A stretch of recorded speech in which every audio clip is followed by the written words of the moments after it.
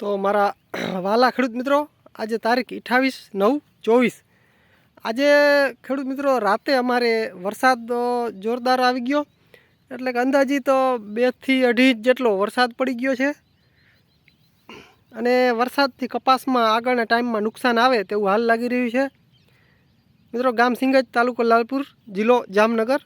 આજે આપણે તારીખ 28/9/24ના રાતનો વરસાદ 2 ઇંચથી ઉપર વરસાદ પડી ગયો.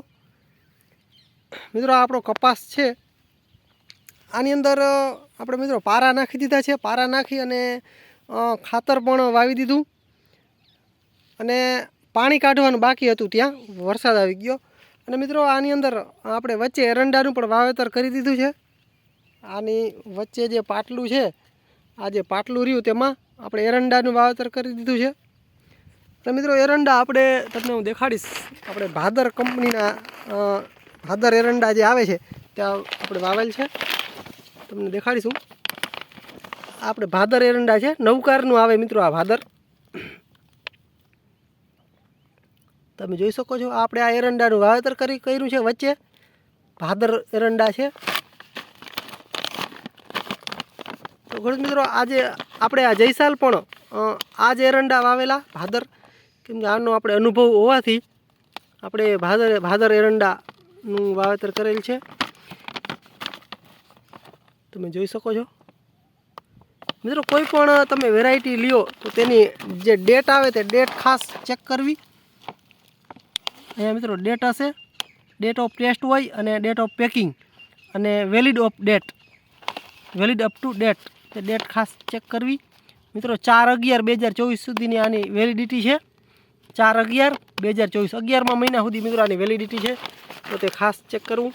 મિત્રો, ભાદર બી એકદમ સારું આવે છે, અને આ બીમાં અન્ય બી વેરાયટીથી ઘણો ફરક છે. આ બહુ હાઇટ કરતું નથી, અને આમાં ગોગળ પણ ઓછી આવે છે, અને ફૂટનો વધારો મિત્રો થાય છે. ફૂટું બહુ થાય છે એરંડામાં, આ ભાદરમાં. અને અન્ય વેરાયટી પણ આપણે વાવતા, પણ તેમાં શું પ્રોબ્લેમ આવતો કે ફાલ 100% લાગે, પણ તેમાં પછી જે ગોગડા હોય તે એરંડામાં ઓછા રહીએ, અને બાકીનો ફાલ ખરી જાય. 40% જેટલો ફાલ ખરી જતો, અને બાકી લૂમમાં રહેતો પાક માલ. એટલે આપણે આ ભાદરનું કામકાજ થોડુંક સારું લાગ્યું, એટલે આપણે ભાદરનું વાવેતર કરેલ છે. જયસાલ પણ આપણે મિત્રો ભાદર એરંડાનું વાવેતર કરેલ હતું. મિત્રો, વચ્ચે આપણે એરંડા વાવી દીધા છે. હવે 2-4 દિવસની અંદર ઉગી આવશે એરંડા. મિત્રો, કપાસની કન્ડિશન થોડીક આ વર્ષે વરસાદના હિસાબે નબળી હોવાથી, કપાસની કન્ડિશન નબળી રહેવાથી આપણે વચ્ચે એરંડા વાવવા પડ્યા છે. મિત્રો, આ વરસાદ આજે રાતનો સારો એવો પડી ગયો. વરસાદના હિસાબે મિત્રો આમાં નુકસાની શું આવશે કે આ જે ફાલને છે ને, જે આ જે ચાપિયા અને જે ફાલને, તે 40% જેટલું તો ખરી જશે પાણીના હિસાબે. આ બધો જે માલ છે, જે ફાલ ચાપિયા ફાલ ફૂલ જે લાગ્યું છે, તે ખરી ઘણું જશે, એટલે નુકસાની આવશે. આની પહેલાં મિત્રો જે વરસાદ અતિવૃષ્ટિ આપણે જોરદાર થઈ, તેમાં પણ આપણો ફાલ આમાં ઘણો બધો ખરી ગયો હતો. તમે જોઈ શકો છો, આપણો કપાસ ખેડૂત મિત્રો આવો છે. મિત્રો, તમારા ગામની અંદર આજ નાઇટનો વરસાદ કે એક બે દિવસમાં વરસાદ છે કે કેમ, તે ખાસ કોમેન્ટ કરજો. ગામનું નામ લખવા ખાસ વિનંતી. તમે જોઈ શકો છો, એરંડા વચ્ચે વાવી દીધા છે. કપાસની હાઇટ મીડિયમ છે, હજી એટલી બધી થઈ નથી.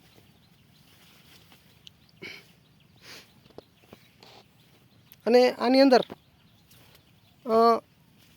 પારા દઈ દીધા, અને પારા સાથે આપણે ખાતર પણ વાવી દીધું છે. ત્રણ દાંડવે મિત્રો ખાતર વાવ્યું. વચલા દાંડવે આપણે જે ચાંસ આવ્યો તેમાં એરંડાનું વાવેતર કરેલ છે. મિત્રો, આ બાજુ આપણે સાતથી હાયલું જ નથી વરસાદ થયો તેદુનું, કેમ કે આ બાજુનો જે ભાગ છે સામેનો, તેની અંદર મિત્રો રેચાણવાળું છે, અને નીચલો વિસ્તાર છે, જેથી કરીને એમાં હાથી એકય વાર ગળ્યું જ નથી, સાથી હાયલું જ નથી. તમને દેખાડી દો કે બળદ એકવાર ખાલી ગયા હતા, તો પણ તે પણ ખૂંચવા માંડ્યા હતા. તો મિત્રો, તમને દેખાડીશ કે આપણે આ બાજુ જે આપણે 2-4 દિવસ પહેલાં સર્વનાશનો છંટકાવ કર્યો હતો તેનું રિઝલ્ટ તમને ખાસ દેખાડી દઉં. તમે જોઈ શકો છો આમાં મિત્રો ન છૂટકે મારે છેલ્લે લાસ્ટમાં સર્વનાશ છાંટવી પડી. તમને દેખાડી દઉં રિઝલ્ટ. મિત્રો આવડું ખડ છે પણ સાફ થઈ ગયું છે ખડ.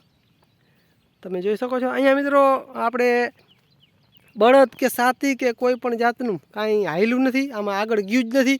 કેમ કે આમાં હજી આ ગારો સુકાણો જ નથી. ત્યાં તો ફરી મિત્રો વરસાદ આવી ગયો. તમે જોઈ શકો છો આ વિસ્તાર મિત્રો અહીંયા નજીકમાં તરાવ છે, એટલે તરાવ પણ ઓજ મારતું હોવાથી અને નીચલો વિસ્તાર હોવાથી આની અંદર સાતી એક બિલકુલ હાયલું જ નથી. અને આપણે ઊભા કપાસની અંદર ભડકો એટલે કે સર્વનાશ મારવાની ફરજ પડી હતી. અને તમે રિઝલ્ટ જોઈ શકો છો, ખડ ચોખ્ખું થઈ ગયું છે. ગરણી ચડાવી અને મિત્રો આપણે ભડકો માર્યો તો સર્વનાશ જેને કહેવામાં આવે છે. તો મિત્રો તમારું ગામ કયું છે, તો વરસાદ કેવો છે તો આજ રાતનો કે કેમ તે ખાસ કોમેન્ટ કરવા વિનંતી. અને મિત્રો વચ્ચે એરંડા વાવ્યા તો તમારું કેવું શું થાય છે? એરંડા અજમા પણ વાવી શકાય, એરંડા પણ વાવી શકાય અત્યારે કપાસની વચ્ચે. કેમ કે કપાસમાં આ વર્ષે વરસાદના હિસાબે નુકસાનીનો વારો ઘણો આવેલ છે ખેડૂતોને.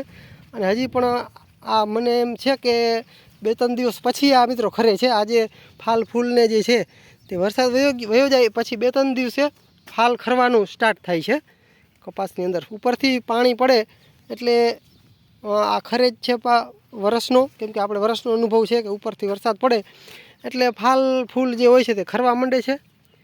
ઓલ ઓવર કપાસ મિત્રો ધીમે ધીમે કાંઈક ઠીક થઈ ગયો તો પણ વળી પાછો મિત્રો વરસાદ આવી ગયો. મિત્રો માંડ આમ કાંઈક કન્ડિશન સારી થઈ હતી કપાસની, ત્યાં મિત્રો વરસાદ કહે મારું કામ. એટલે હવે શું થાય તે જોવાનું રહ્યું. પણ આપણે વચ્ચે એરંડા અત્યારે ચોપી દીધા છે, શું થાય. થોડાક એરંડા લેટ પણ થશે પણ વાંધો નહીં આવે, ચોપી દીધા છે અત્યારે. વચ્ચે એરંડા આપણે વાવી દીધા છે. મિત્રો આપણો કપાસ તમને કેવો લાગ્યો અને આપણી માહિતી કેવી લાગી મિત્રો ખાસ કોમેન્ટ કરવા વિનંતી.